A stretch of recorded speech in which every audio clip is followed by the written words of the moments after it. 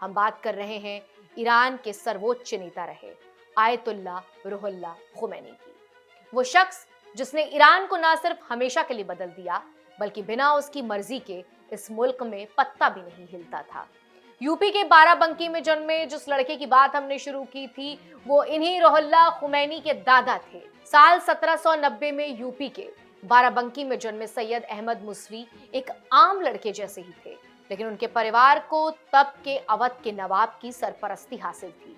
1830 के दशक में नवाब साहब को एक बार इच्छा हुई मक्का, मदीना और ईरान की धार्मिक यात्रा की। तुरंत ही लाव लश्कर तैयार हुआ और नवाब साहब निकल पड़े यात्रा पर। इस यात्रा में उनके साथ मौजूद थे सैयद अहमद मुसवी। नवाब साहब और उनके साथियों ने ईरान के धार्मिक आरसों की जियारत की। इसके बाद नवाब साहब तो अपने वतन लौट आए, लेकिन सैयद अहमद मुसवी ईरान के ही खुमैन गांव में बस गए। तब उनकी उम्र थी 40 साल। यहीं पर रुहुल्ला खुमैनी के पिता आयतुल्ला मुस्तफा का जन्म हुआ। वो इस्लामी धर्मशास्त्र के मशहूर जानकार माने जाते हैं। हिंदुस्तान से कनेक्शन की वजह से रुहुल्ला खुमैनी के पिता और दादा अपने नाम के आखिर में हिंदी लगाते थे। मसलन उनके दादा को लोग ईरान में सैयद अहमद मुसवी हिंदी के नाम से जानते थे।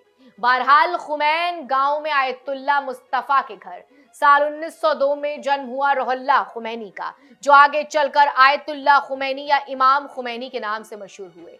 लेकिन भारत के बेटे के इस पोते का सफर बेहद मुश्किल भरा रहा।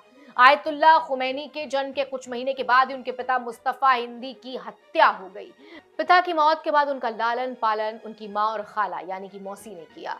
आयतुल्ला ने बड़े भाई मुर्तजा की देखरेख में इस्लामी शिक्षा ग्रहण की। ईरान के अराक और खुम शहर में स्थित इस्लामी शिक्षा केंद्रों में पढ़ते पढ़ाते उनके मन में अपने मुल्क की शहनशाही शासन प्रणाली के प्रति गुस्सा पनपने लगा। तब ईरान के पहलवी सल्तनत का राज था।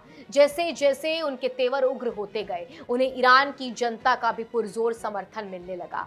घबराए शहंशाह ने आयतुल्ला को देश से निकाल दिया। इसके बाद टर्की, इराक और फ्रांस में निष्कासन के दौरान भी आयतुल्ला खुमैनी का ईरान पहलवी शासन के खिलाफ विरोध जारी रहा। यहीं पर उनका भारत कनेक्शन एक बार फिर सामने आया। तब के ईरान के शासक मोहम्मद रजा पहलवी ने उन्हें भारतीय मुल्ला कहकर संबोधित किया था। दरअसल ईरान की मशहूर क्रांति जब भड़की तो उसके पीछे ये भी वजह थी। हुआ कुछ यूं कि 7 जनवरी 1978 को ईरान के इत्तला अखबार में शाह के इशारे पर एक खबर छपी, जिसमें आयतुल्ला को भारतीय मुल्ला और ब्रिटिश भारतीय उपनिवेश का मोहरा करार दिया गया।